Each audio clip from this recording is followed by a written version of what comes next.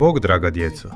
Dobrodošli u još jednu priču iz Lukinih pustolovina. Ovo je priča o igri, o pobjedi i porazu, ali najviše o onome što se ne vidi na semaforu. Udobno se smjestite i poslušajte priču. Luka i utakmica koja nije bila najvažnija. Luka i utakmica koja nije bila najvažnija. Tog jutra Luka je ustao prije alarma. Otvorio je oči i odmah se sjetio koji je dan. Dan utakmice. Srce mu je malo brže zakucalo dok je sjedio na rubu kreveta i obuvao tenisice. Danas moramo pobijediti, pomislio je. U školi se o tome pričalo još prije 1. sata. Tko igra na kojoj poziciji, tko će biti golman, tko će zabiti prvi gol. Luka je volio nogomet, ne samo zbog igre, nego zbog osjećaja kad svi trče prema istom cilju. Na satu nije mogao dugo ostati miran. Olovka mu je stalno klizila po klupi, a pogled bježao prema satu na zidu. Kad je zazvonilo za veliki odmor, razred je gotovo istrčao van. Igralište je bilo već pripremljeno. 2 torbe na jednoj strani, 2 na drugoj. Luka je bio u ekipi koja je do sada rijetko gubila. Osjećao je pritisak. Ne smijemo izgubiti, rekao je sebi. Igra je počela brzo.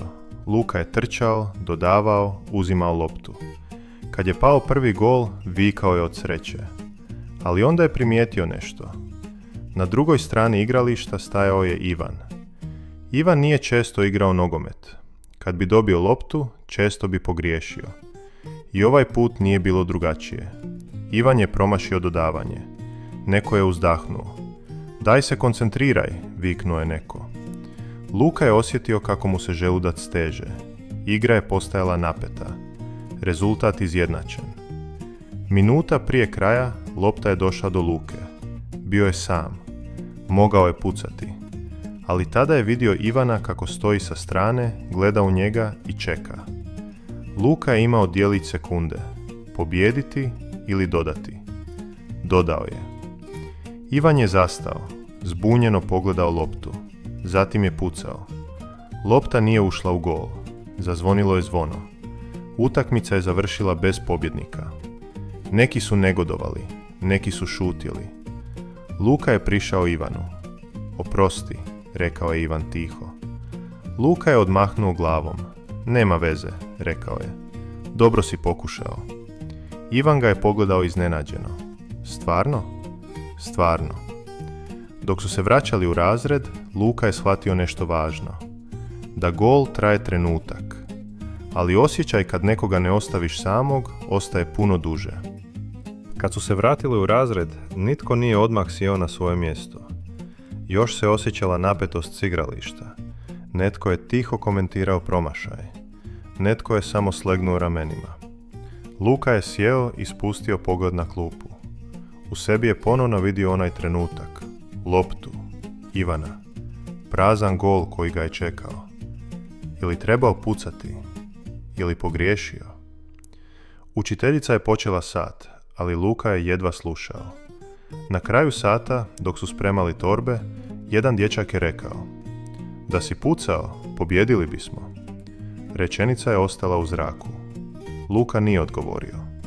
Izašao je iz učionice i krenuo prema hodniku. Ivan je išao nekoliko koraka iza njega. Luka, rekao je tiho. Luka se okrenuo. Znam da si se naljutio, rekao je Ivan, ali hvala ti što si mi dodao.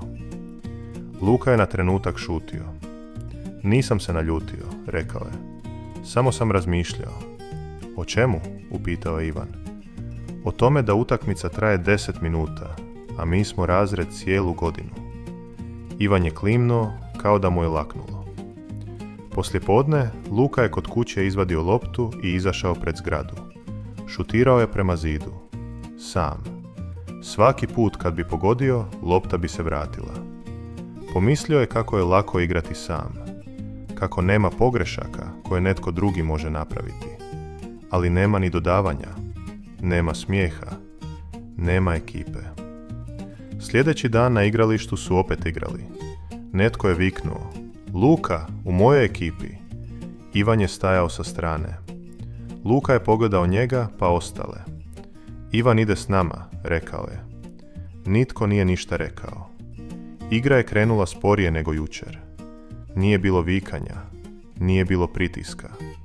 Ivan je ovaj put dodao loptu na vrijeme. Netko drugi je zabio gol. Kad su se vraćali u razred, Ivan je bio crven u licu. Od trčanja. I od sreće. Luka je znao da nisu pobjedili zbog gola. Pobjedili su jer su igrali zajedno. Tog tjedna nogomet se više nije igrao samo na igralištu. Igrao se i u razredu, u hodniku, u malim razgovorima. Luka je primijetio da se ekipa promijenila. Više nitko nije odmah vikao kad bi netko pogriješio. Ponekad bi se netko nasmijao i rekao, ma dobro, idemo dalje. Jednog dana učiteljica je najavila razredni turnir. Ne zbog pobjede, nego zbog suradnje.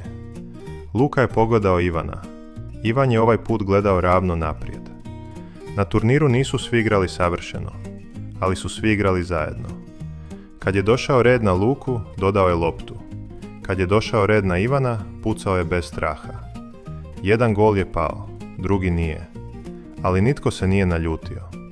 Kad je turnir završio, sjedili su na travi, znojni, umorni, sretni. Ivan je ležao na leđima i gledao u nebo. Znaš, rekao je, prije sam mislio da ne pripadam ovdje. Luka je šutio. A sad, upitao je. Sad znam da mogu pogriješiti, a da me netko i dalje čeka u ekipi. Luka je točno znao što Ivan misli, jer i on je to naučio. Kad su se razilazili, nitko nije žurio. Iako su torbe bile teške, koraci su bili lakši. Jer su znali da sljedeća utakmica nije uvijek ona u kojoj se broje golovi. Draga djeco, u igri je lijepo pobijediti, ali još je ljepše igrati zajedno. Jer prava pobjeda nije uvijek gol, nego osjećaj da pripadamo ekipi. Hvala vam što ste slušali ovu priču iz Lukinih pustolovina.